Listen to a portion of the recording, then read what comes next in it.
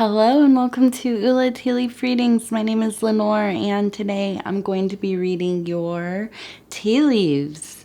This is a horoscope for Leo. If Leo is your solar, lunar, ascendant/rising sign, then this is a message for you. Okay, let's get started.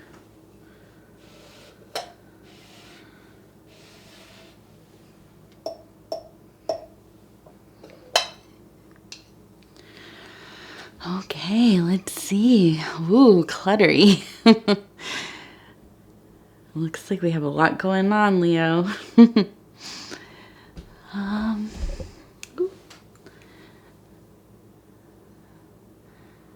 right. Let's pull this away just to kind of get a little view of the negative space, which is the white in between. Sometimes images kind of emerge.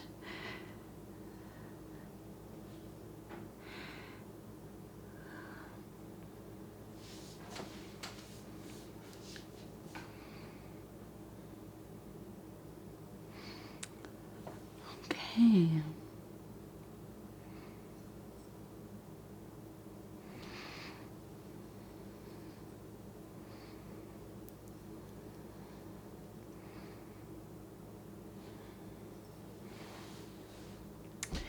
Well, Leo.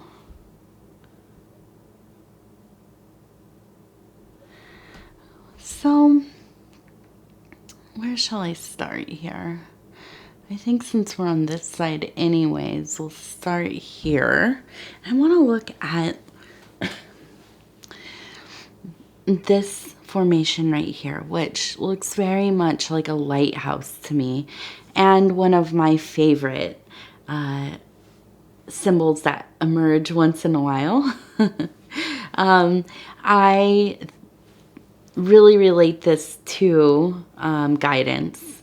Obviously, we know a lighthouse is a beacon in the dark.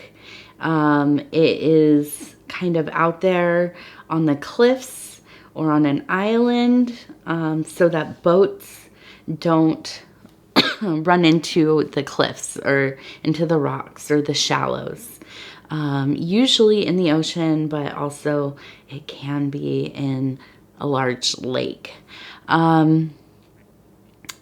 So in a more esoteric sense, this is kind of like that, excuse me, that warning light, or kind of telling you where there is land that has come out of, or land or something that is emerging from the unconscious. Okay, so the vast dark sea, usually in like an esoteric sense, would be related to that kind of primordial unconscious ocean soup, a place where there are undefined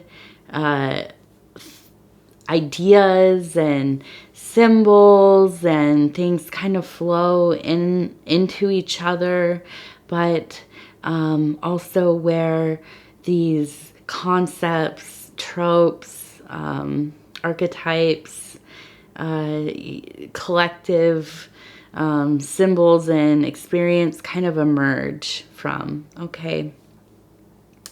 And so I feel that in this context, there really is this kind of feeling that you are looking for some kind of guidance. Something has been going on where I feel like it's almost like you're spinning your wheels a bit. You're just not sure of how to proceed. And it, I think that it has you kind of almost, as we can see, these signs, and I'm going to apologize if you haven't seen my other videos or some of my posts in the last couple of weeks. I'm still getting over some of the lingering symptoms of COVID. So I will be trying to stop myself from coughing too much. But I do kind of a little here and there. So you'll have to forgive me. Thankfully feeling a lot better. It's just I can't seem to get over these little coughs. And especially at the end of the night, I've been running around and yelling and, you know, laughing and playing with my daughter all day. So I get to a kind of fatigued point this time of night. So let's see. So we're really looking for just, I feel like it's not exactly like a sense of purpose, but I feel like you are in a place where you're very worried about whatever you're doing, it's not coming fast enough, right? I think you have some set goals. You have some things that you want to achieve, and you want that to happen now, okay?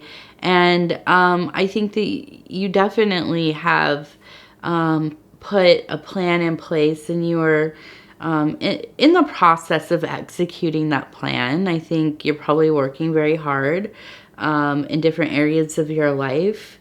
And you obviously are looking for any kind of clarity. You're, you know, watching a reading. So I think that you're, you know, you are a person that is resourceful and interested in a variety of channels of inspiration, or just kind of something that will help you along the way. Okay, so you're already doing a lot of the right stuff, okay? Now, as I'm looking at this, I see a lot of anxiety. There's a lot of symbols here that look, it looks like kind of work related, and I'm seeing things like, it looks like somebody kind of working some kind of I don't know what they are, like a pulley, or you know, oh geez, I'm thinking of like a mill or something, like where this is like from a different century, but you know, manual labor is basically the concept I'm getting from like this little image. I'm seeing kind of a person here using some kind of tool. It's kind of scattered in here, a lot of little hearts, okay? I see a little person with their arms up, maybe, and it looks like they're kind of in, you know, in a posture of just being like, okay, I've had it. And I think that you have run into this feeling quite a bit. But I also want to look at, and this is one of the first things I saw. Excuse me. Oh my goodness. Sorry. Is this, it's a woodpecker. Okay. And, which is so funny because I had a reading yesterday where I had talked about a woodpecker. It wasn't in the reading. There was a beaver in the reading. And I kind of like relate these two as being similar in that they're so persistent. And we know that like woodpeckers, they are kind of milling for bugs in trees, or foam poles, or, you know, wherever bugs are living in wood. And you can hear them outside tapping on the wood really loud sometimes. And they just are so persistent. They spend so much energy looking for those little bugs, and such a diligent persistent and hard worker. And I think that this is very much you as well. I kind of wonder if we are getting to a point in life where you're thinking about your retirement. Maybe it's some years off still. You're thinking about ways that maybe you could retire. The other impression that I get as well, besides the work, is kind of these. There are a lot of images in this clutter here, kind of like this little. There's one person here, and kind of a little baby there. And then I'm seeing a person here, kind of holding, it looks like a box, or in my estimation though, this looks like two people coming together to build kind of a family and a home. And excuse me. And so I think that I think that it could be really any kind of like transition in life, going into the next phase of your life, wanting to meet somebody so you could have a family unit, have a, set a foundation, put some roots down with a family, having a child possibly. Let's see. Oh, yes. Getting through your work years so that you maybe can retire and, do some traveling, do the things that you want to do, without having to be working a 9 to 5 or whatever it is that you actually do. And I think that there's just there's a lot of unknown factors going on, right? And this leads me to believe, well, okay, so if you're thinking about retiring in the future, we all are kind of in a position now where you don't even know if we're ever going to be able to retire, right? Or, it feels like that day may never come. And no matter what you are building to be ready to retire, it's up in the air if that's going to be enough. If it's even, God forbid you have health issues or some kind of major thing goes on where, you need that money before you're retired or whatever. So, we all have those anxieties for sure.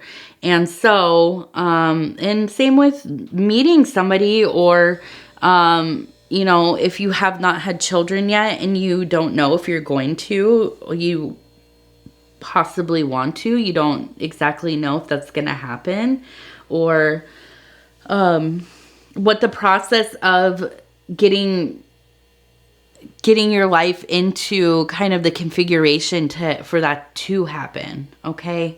And so I think that really the big thing here is that, when we get into these places, right, where we start to have this kind of existential life crises, really just start to get tangled in this spiral of anxiety, worry, feeling a loss of control, maybe feeling unmotivated, disheartened, disenfranchised, emptiness. I mean, just all of the things, the melancholy, the things that can arise when we're really kind of, it's not like the grass is always greener on the other. It kind of is the vibe, right? But it's like always thinking we're going to finally get to our destination and it's going to be better than what it is right now. So I think in these times, it is so important for us to try to slow our lives down, slow our minds down at least. I know we're all busy. There's like there's barely any time to you know, cut any kind of things out, so we have more time to be restful and mindful and present, and you know, but at the same time, the only time we have is now, right? We can plan and plan and plan, doesn't mean it's ever going to happen. That's just the truth. That's the reality of it. So I think that it's a good time to really work on fortifying self, you know, getting into things that you know help empower you in the now. So things like moving your body intentionally, setting small goals that are obtainable, manageable, obtainable.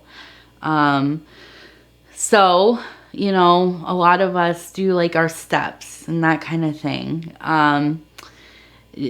Cleaning parts of the house, organizing, getting rid of certain things. These are all things that will make you feel like you're accomplishing something, right? Maybe volunteering some of your time, being of service to others. This is going to be meaningful, and this, you know, you're already tired. I know.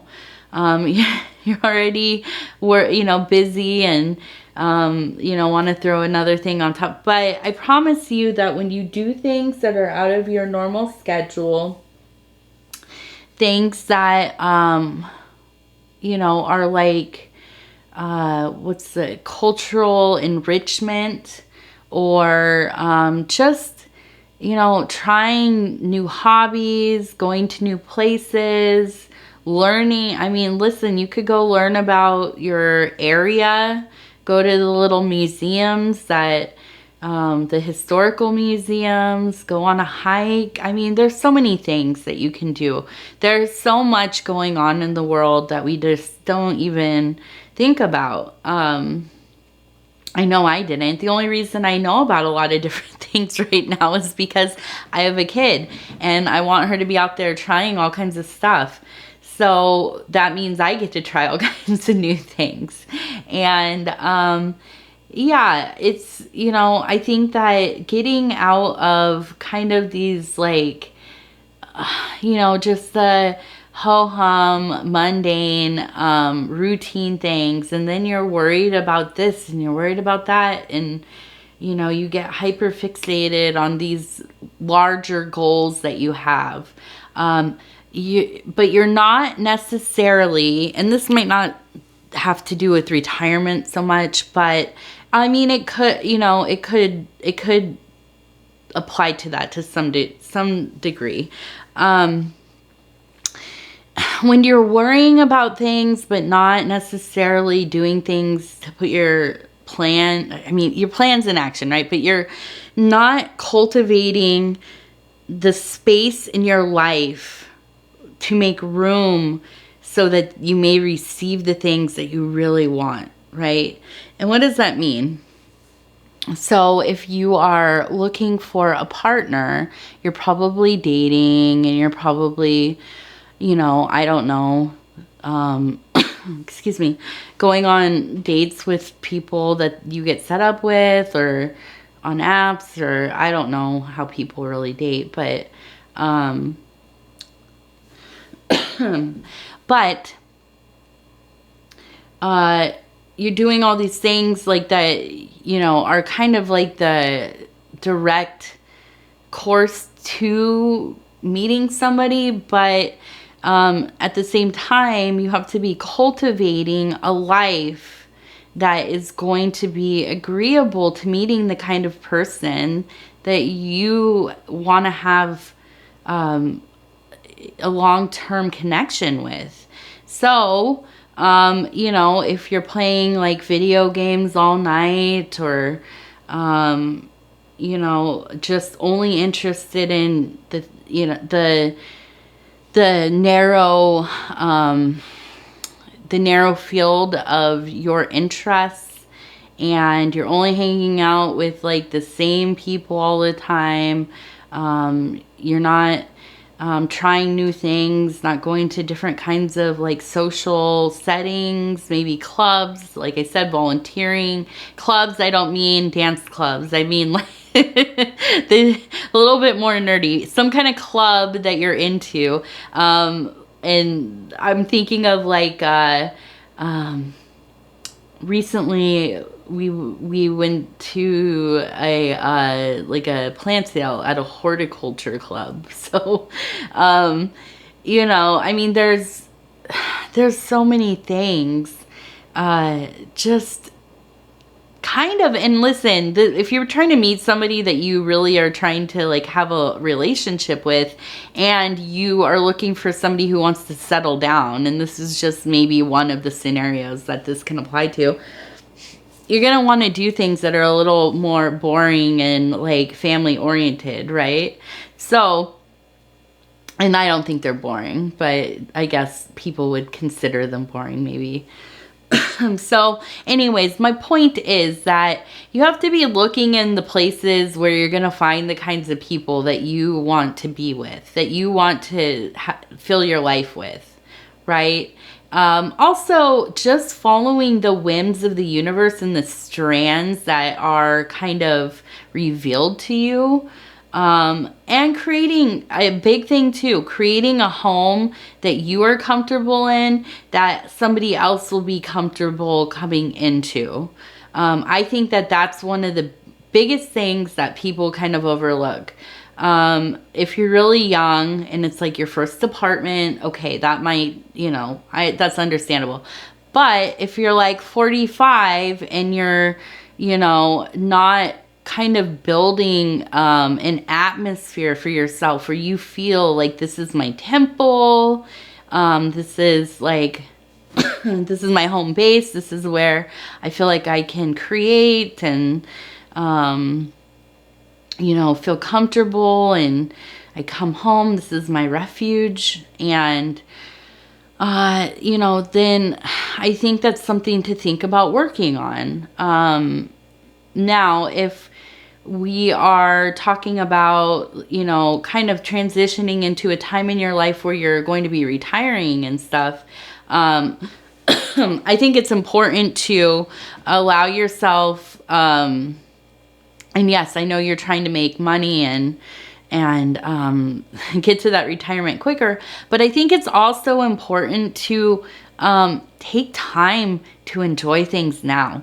Like, travel a little bit now, even if it's just, you know, a couple hours away, even if it's just like a weekend trip. You know, treat yourself where you can, enjoy. I think it's so often we hear this, like, this story of somebody who worked, you know, up until their retirement or a little bit longer just to save a little bit more money, to be a little bit more set.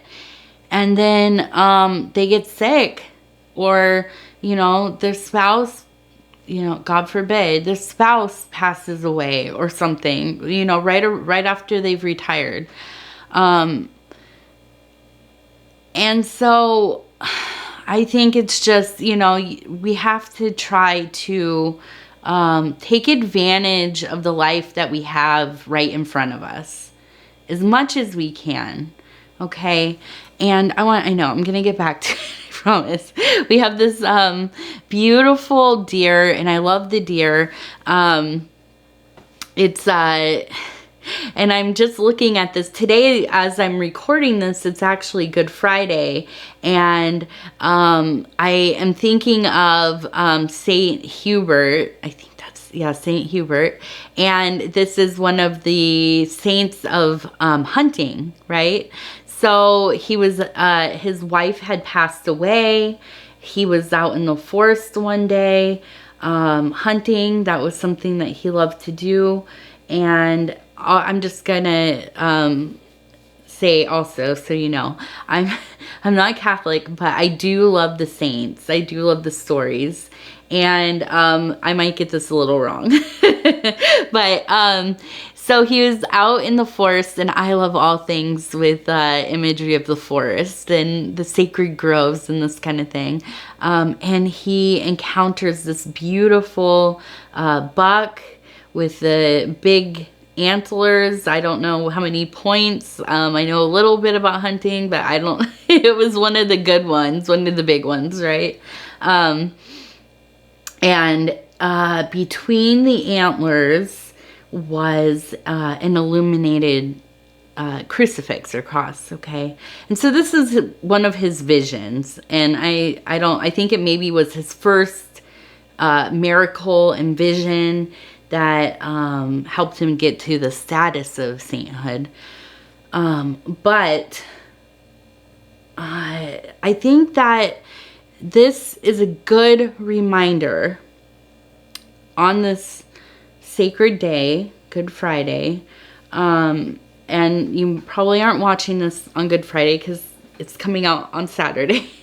But I always say, whenever I am recording this, there's kind of the, you know, the atmosphere of whatever beautiful holiday or moon cycle or, you know, occurrence that is happening. And so I think this is a good reminder of finding that miracle in your life in those quiet moments that we have where we look into the subtleness of things, and the universe provides some beautiful occurrence, some beautiful moment of awe, some beautiful imagery, experience and sensation. It doesn't have to be a deer with a illuminated cross, but it could be anything. It could be a moment where you just hear a song and it just takes you somewhere. You're transported. Could be, you know, you're having a beautiful meal with the people you love. It could be, you know, getting into a perfect moment of creative flow, or just a moment within your day where you're not worried about anything. You're just there. You're just doing your thing and you're okay. You're alive. And, you know, everything's okay in that moment. Okay, so I think when we seek more of those kinds of experiences, when we live a life that's just a little more magical than it was before, we don't worry as much about this thing on the horizon, okay? And, you know, I think that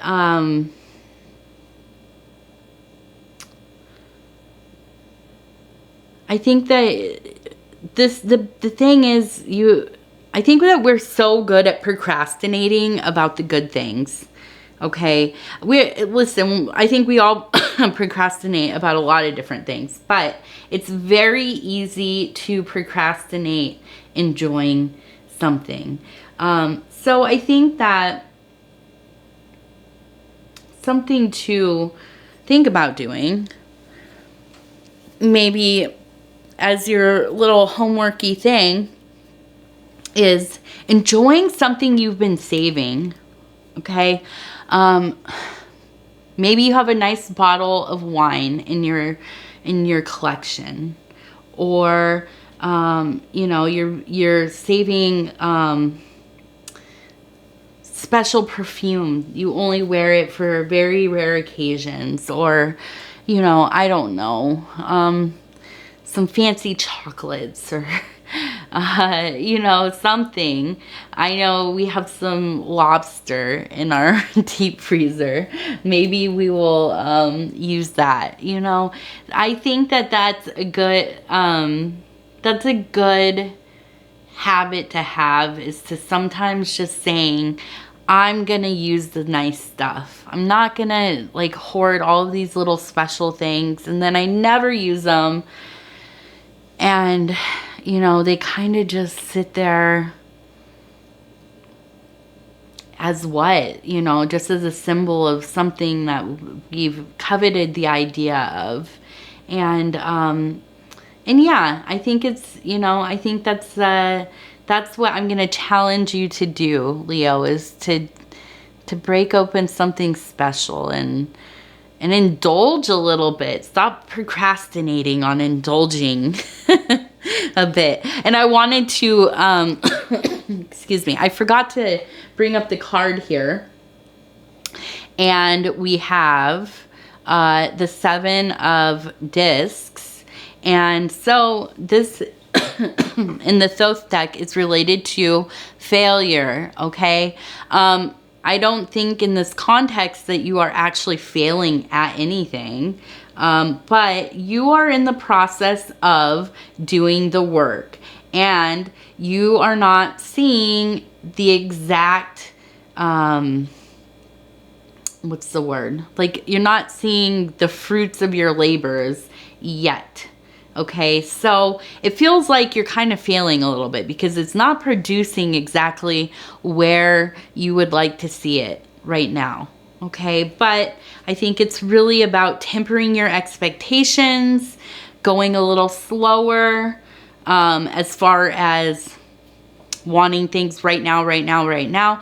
But even more importantly, focusing on what you do have right now, focusing on what is available to you, and creating opportunities to enjoy things in the now rather than waiting and waiting and waiting for something special to come up or some beautiful big goal or life change to happen that's going to be, you know, a little further off.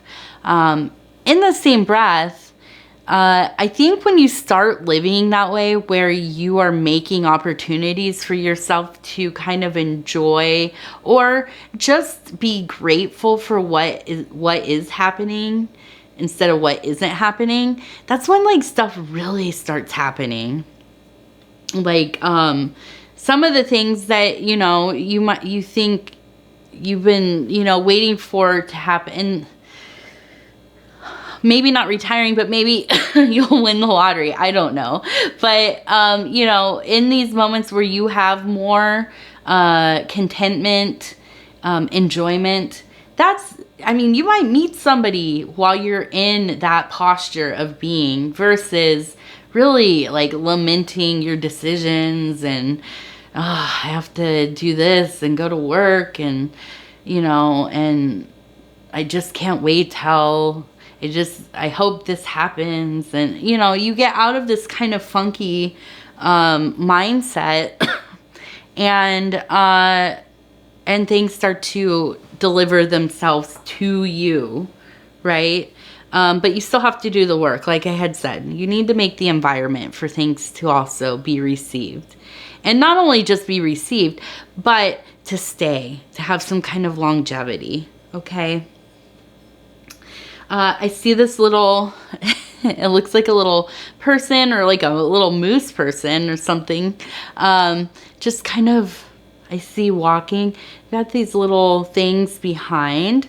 And I think that this kind of just really mirrors what I'm saying as far as like letting go of this like attitude of lamenting things, waiting for things to be just aligned so perfectly for there to be the exact signs that you need or everything in its right place. It's less about everything being in its right place and more about how you perceive your opportunities, to perceive what you already have. Okay? I think perception is the biggest key to life. I mean, truly believe that, you know, as you go through different initiation processes in various magical or occult kinds of systems, or even just psychological alchemy, different kinds of Eastern philosophies. Most often, it's all about changing the paradigms that we exist within through our own mental perceptions, our own emotional perceptions. We notice in the world what we're feeling, right? Whatever vibe we have, we're going to notice those things. Whatever energy level, frequency that we're on, that's what we're going to really be vibing with. And so it's really up to us to do the work to be able to exist on the plane that we want to, okay? And of course, there are all kinds of things that that are out of our control. Traumas and health issues and, situational things. And of course, it's not that easy.